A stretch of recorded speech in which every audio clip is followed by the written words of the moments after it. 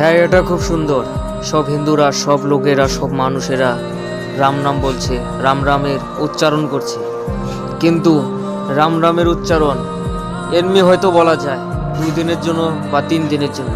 আর সেটা যদি 5 বছর বা 10 বছর, 15 বছরের জন্য হয়, তাহলে সেই রাম নামের উচ্চারণ মুখে নেওয়ার পরে অনেক ধর্মীয় কর্ম আর জ্ঞান সম্বন্ধেও জানার দরকার হয়। আর সেটা যদি আপনারা রাজনীতি মতো বলেন, ঠিক আছে, বলতে পারেন, তাতে কোনো অসুবিধা নেই। কিন্তু পৃথিবীতে আমার আসার কারণ কি? যদি আপনারাই সব করেন, তাহলে তো আমার আসার কোনো কারণই নেই। যে সময়চক্রের কথা বলেছিল, সেই সময়চক্রটা আমি নিজে।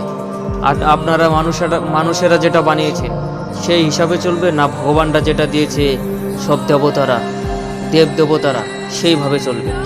দেখেন, সব কিছুই করা যায়, কিন্তু এই বদনামের ভাগিদারটা কিন্তু আপনারা।